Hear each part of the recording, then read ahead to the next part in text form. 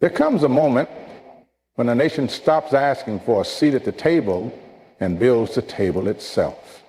You see, power was never meant to be begged for. It was meant to be earned. And today, as the U.S. is silenced, the world watches India rise, not as a shadow of someone else's greatness, but as a light of its own.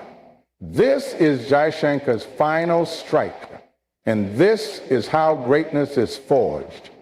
Diplomacy is not about pleasing everyone, it's about standing for something. When we think of diplomacy, we often imagine soft words spoken behind closed doors, firm handshakes exchanged under the flash of cameras, and agreements written in language so delicate it seems to float above the paper. But beneath that calm surface lies a truth many fail to understand. Real diplomacy is not the art of saying yes to everyone, nor is it the endless game of compromise at any cost. It is the quiet strength of conviction, the courage to draw lines where they must be drawn, and the wisdom to know which principles are worth defending even when the world disapproves. For far too long, nations have believed that success on the global stage depends on being liked, on appearing agreeable, on being seen as a player everyone can call their friend.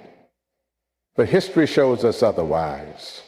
The greatest diplomats have never been those who pandered to every interest or tried to smooth over every conflict by conceding what was theirs to protect. They have been those who understood that in the end, a nation without a backbone is a nation without a future. A diplomat without values is no more than a messenger. Look at the way small powers in history tried to survive by being everything to everyone, only to find themselves devoured by the ambitions of others. They thought that by appeasing one empire, they could buy security. By flattering another, they could gain favor. But such diplomacy only delayed the inevitable. When the winds of power shift, those who stand for nothing are the first to be swept away. Standing for something, however, is not easy. It often means standing alone. It means telling powerful nations what they don't want to hear. It means making decisions that may bring short-term pain in exchange for long-term dignity. A diplomat who stands for something must sometimes watch his country endure sanctions, criticism, or even isolation, yet keep his head high, knowing that what he defends is greater than himself. This kind of diplomacy requires vision. It means knowing your own country's interests deeply enough to defend them without apology. It means knowing your own culture, your own history, your own people so well that you can articulate to the world why you will not compromise them. The diplomat who stands for something does not sit at the table hoping to please everyone. He sits there to make sure his nation is not erased by the wishes of others. And yet, standing for something is not the same as being reckless. It is not about arrogance or needless defiance. The diplomat who stands for something knows when to bend and when to refuse. He knows when words can achieve more than weapons and when silence speaks louder than noise. He understands that pleasing everyone is impossible, and trying to do so only weakens him. The moment you try to be everything to everyone, you betray the very people you represent. When a diplomat enters a negotiation, every nation at the table already has a plan, a set of goals, a line they will not cross. The weak believe they must give up their lines to keep the peace. But the strong know that true peace can only exist when all parties understand where you stand. When your principles are clear, your allies respect you more. Even your adversaries respect you more. Clarity earns respect, and respect earns influence. Consider a nation that always tries to say yes, to smooth over every disagreement, to avoid conflict at all costs. At first, the world may call it polite, cooperative, even wise, but over time, others come to see it as soft, malleable, and weak. And soon its wishes no longer matter at all. On the other hand, a nation that stands for something, that sets clear red lines and holds to them, may provoke anger at first, but over time, even its enemies come to see it as a force to be reckoned with. This is the essence of strong diplomacy, the quiet, patient insistence that principles matter. It is easy to be liked when you agree with everyone. It is much harder to be respected when you refuse to compromise what cannot be compromised. Yet it is respect, not popularity, that builds lasting power. When a nation stands for something, it inspires its people. The citizens see their leaders holding firm on issues that matter, and they feel pride. They feel ownership. They feel that their identity is not being sold for cheap applause abroad. And that sense of unity strengthens a nation from within, making it harder to break from without. Pleasing everyone is impossible. And even if it were possible, it will leave you hollow. At some point, a diplomat must decide what his country stands for, what values define it, what goals it will never give up, no matter the cost. Those who lack that clarity will find themselves constantly pushed, pulled, and used by others. But those who know what they stand for will find themselves unshaken. Diplomacy is about building bridges, yes, but it is also about knowing which bridges you must never cross and which you must never allow others to tear down. The temptation to please everyone is strong because it feels easier, but in the end, it is the path of least resistance and the path of least respect. Silence your critics by delivering results, not excuses. In this world, no matter what you do, someone will always have something to say. The higher you climb, the louder the voices of doubt, the sharper the criticism, and the more people will question your every move. That is the nature of success.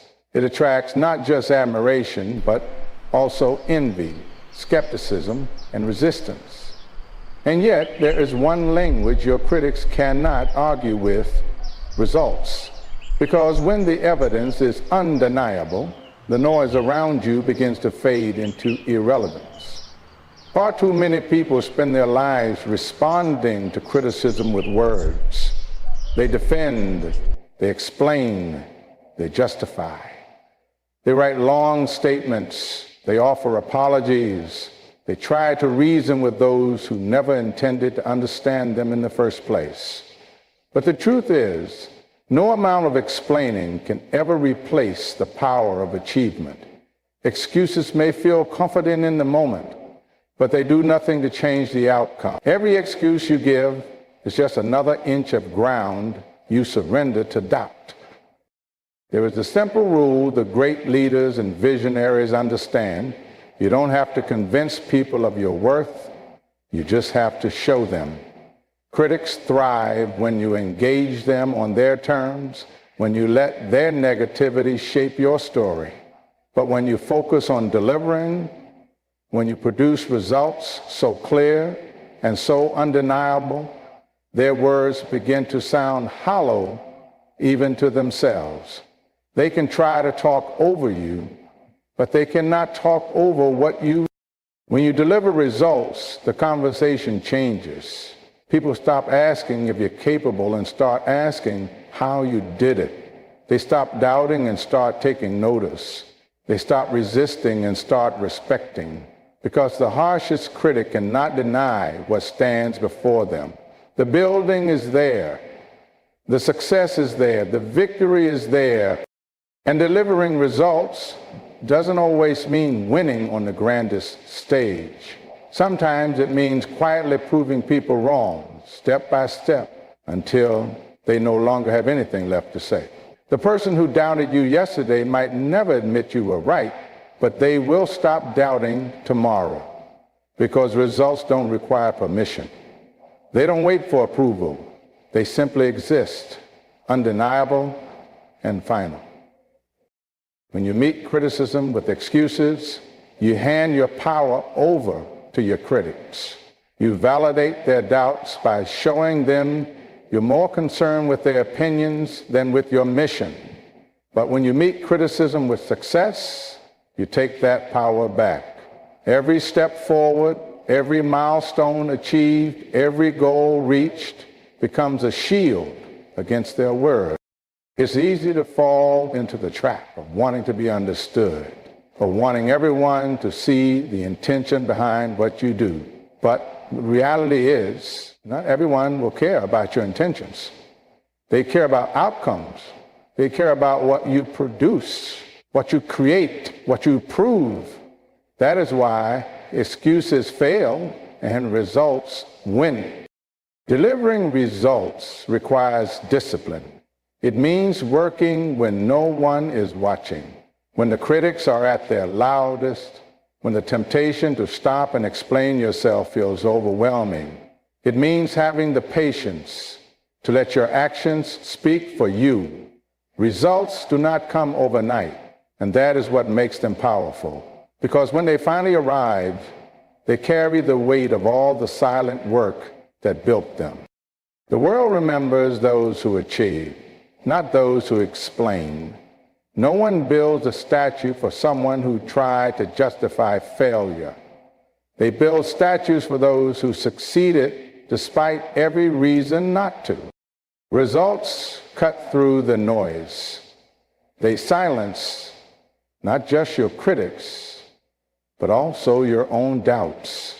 Because when you deliver, you prove not only to others, but to yourself that you are capable. And that quiet confidence, that unshakable belief born from action, becomes the foundation for everything you build next. The next time criticism comes, and it always does, resist the urge to answer with excuses. Channel that energy into your work. Let the results you produce become your voice, your proof, your answer. Because while excuses may win you sympathy, results will earn you respect. And respect lasts longer. Every empire falls when it underestimates the resolve of the quiet. Power has a way of blinding those who hold it. The higher an empire rises, the more it begins to believe in its own invincibility. It starts to see silence as weakness, patience as submission, and humility as fear. The quiet ones, those who endure without complaint, to nod without argument, to step aside without protest, are seen as insignificant. But history is full of lessons written in the ashes of empires that made the fatal mistake of ignoring the quiet. The quiet endure because they must. They measure their strength not by how loudly they can speak, but by how long they can stand. They are dismissed, overlooked, taken for granted. Their silence becomes invisible to the powerful, who mistake it for permission. And so the empire grows arrogant. It stops listening. It stops watching. It convinces itself that those who do not resist, but silence is not surrender. Silence is gathering. It is learning. It is waiting. Every insult endured, every injustice suffered, every opportunity denied is quietly added to a ledger deep in the heart of the quiet. They do not shout their anger, but they carry it. They do not wave banners, but they remember. And when the time comes, they rise not with noise, but with certainty. Empires always underestimate resolve, because resolve is invisible until it is not. The resolve of the quiet is forged in the long nights when no one is watching, in the small acts of defiance no one notices. It builds slowly, like water carving through stone. It does not announce itself, yet it is unstoppable once it begins to move. The quiet know how to endure, because they have been forced to. And when endurance becomes resolve, it becomes something no empire can crush. The powerful can break armies, crush rebellions, silence voices, but they cannot kill resolve. because resolve lives in the mind. And once the quiet decide to act, the empire finds itself facing an enemy it can neither see nor predict. Throughout history, the most powerful regimes fell not to foreign armies, but to the very people they ruled. They fell not because of overwhelming force, but because of the quiet determination of those they had ignored. The Roman Empire, the British Raj, the Soviet Union, all believed they could outlast the quiet. All believed patience was weakness. All fell. What the powerful forget is that noise is easy. Anger is easy, but resolve is hard. Resolve takes time, it takes sacrifice, and by the time it is ready, the quiet have already won the most important battle, the battle within themselves. The quiet are dangerous because they have nothing left to lose. They have already endured the worst, and they have already decided that no matter the cost, they will stand. That is when the empire begins to crack, when it realizes that fear no longer works, that punishment no longer works. Empires are loud.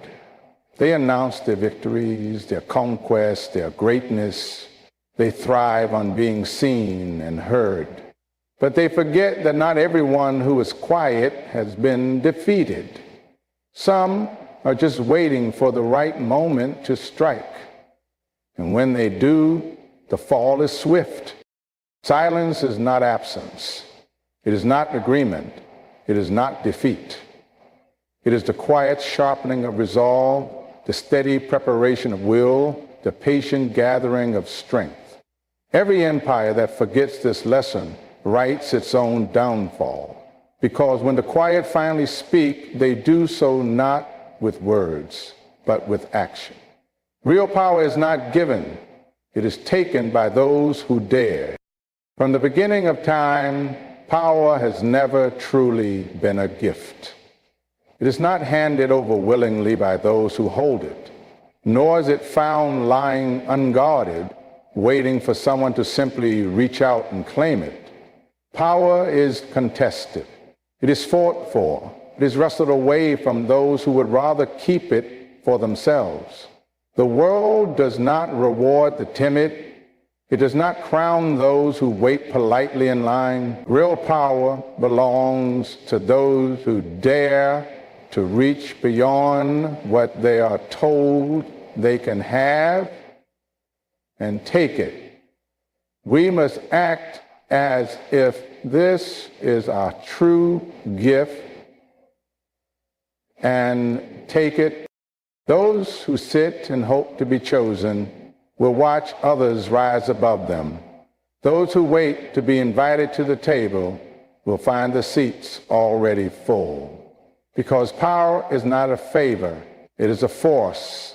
It is not granted as a reward for patience or politeness. It is seized by those bold enough to believe they deserve it.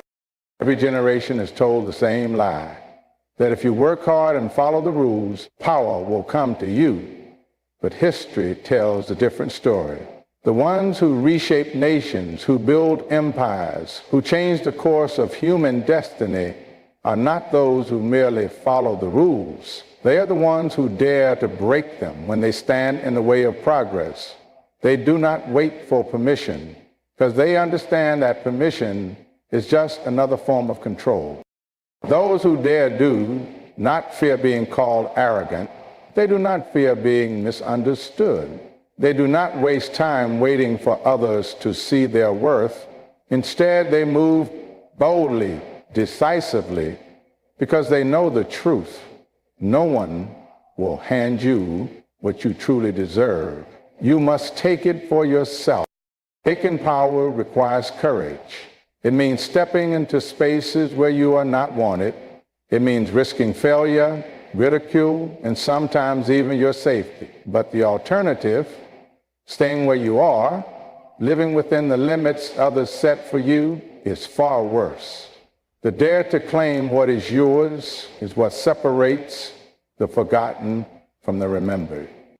You can see it in the smallest of battles, a worker demanding a fair wage when everyone else stays silent, a leader challenging a stronger rival in the name of what is right, a nation standing up against an empire. Power is never given